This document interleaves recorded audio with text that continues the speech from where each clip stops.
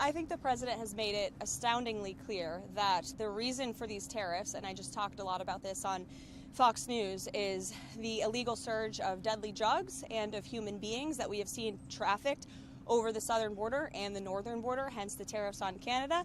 And so the president is making it very clear to both Canada and Mexico that the United States is no longer going to be a dumping ground for illegal deadly drugs and illegal human beings. And you saw President Sheinbaum already conceding in putting 10,000 troops, permanent troops, I would add, not temporary, Mexican soldiers on the southern border to deter some of that illegal migration. So the president will continue to have these negotiations. I won't get ahead of him. He's also going to make sure that Secretary Bessent, soon to be Secretary Lutnick, and Secretary Rubio are deeply involved in these negotiations as well. Steve. Sure. Well, he said in the Oval Office it'll happen in the next couple of days. I don't have a schedule yet, but I can check with NSC and let you guys know. And we'll obviously provide a readout of that call either via White House statement like we do or via Truth Social like we do sometimes as well. Caitlin. Can you confirm that Elon Musk is a special government employee? Yes. What kind of security clearance does he have? I can confirm he's a special government employee. I can also confirm that he has abided by all applicable federal laws. As for his security clearance, I'm not sure, but I can check back with you. Did he pass a background check, do you know? I don't know about the security clearance, but I can check. And do you know about anyone who's on his team that was at USAID this weekend or at Treasury Department, whether they also have security clearances? I don't know, but I can check on that for you. Sure. I want to ask about the hostage deal. We saw people coming out of Gaza alive because Trump managed to get this deal done. Yeah, that's right. And it was very emotional for people in Israel. Prime Minister Netanyahu is coming here tomorrow. He might not want to go through with the second phase of the deal. What do you think President Trump would like to happen? Well, I'm not so sure that's true. The ceasefire was extended because of the work of President Trump and his presidential envoy, Steve Witkoff, who has proven to be an incredibly effective negotiator. And the president and this entire administration are committed to having all of the hostages come home. And as you've seen, his team is working very, very hard to do that. We already saw one American hostage coming back home, and another That's one right. will be back home soon. Yes, we hope so. Karoline. Sure. Karoline, the president's a keen watcher of the financial markets. How much did Wall Street's fall this morning have an impact on his decision in regards to the Mexico tariff decision? It had no decision. What impacted the delay on the tariffs was the president of Mexico committing to putting 10,000 permanent soldiers on the U.S. Mexican border. The president cares about American lives. And as I just said on television, there's a lot of talk about the markets. There's a lot of talk about the cost of goods. This administration is wholeheartedly committed to bringing down the cost of living in this country. You see that through deregulation, through the energy actions this president has taken, and also through his commitment to cutting taxes.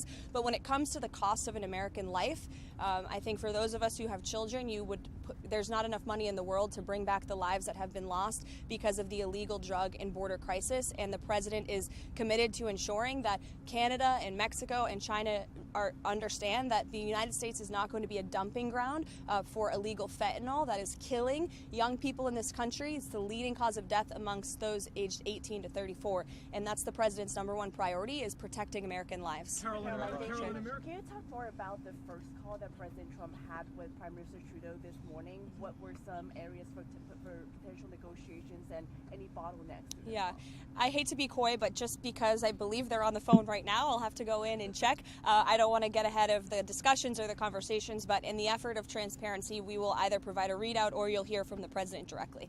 Karoline, what do you say to Americans who understand the president's negotiating strategy and understand the goals that he's trying to achieve with tariffs, but are worried they're going to get caught in the middle of this and feel the pain, potentially in the short term or even long term? Well, they won't get caught in the middle if they just comply with what the United States is asking for, which are very simple measures to work with us when it comes to border security, to cooperate with the repatriation of their nation's citizens. You saw President Trump effectively utilize tariffs when he was negotiating with Colombia last weekend as well. Ultimately, they conceded and agreed to the deportation flights that many of them have landed in the last week.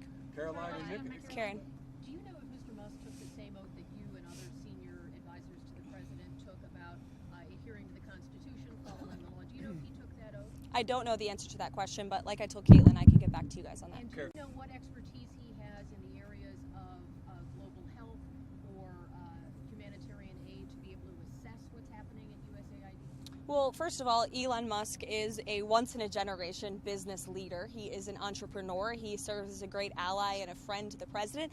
And I think Elon Musk also has a little bit of common sense. And I think the American people really appreciate that when it comes to the federal government, because it seems like all common sense has been lost in this city. And that's what you see when you look at USAID. I know Secretary Rubio made some comments about how he will be acting as the director over that agency. And here's the reason why Elon Musk and others have been taking a look. Because if you look at the waste and abuse that has run through USAID over the past several years, these are some of the insane priorities that organization has been spending money on.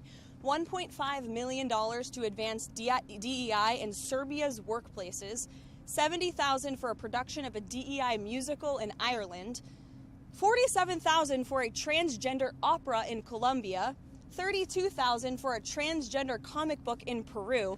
I don't know about you, but as an American taxpayer, I don't want my dollars going towards this crap, and I know the American people don't either, and that's exactly what Elon Musk has been tasked by President Trump to do, to get the fraud, waste, and abuse out of our federal government. Thank you, guys.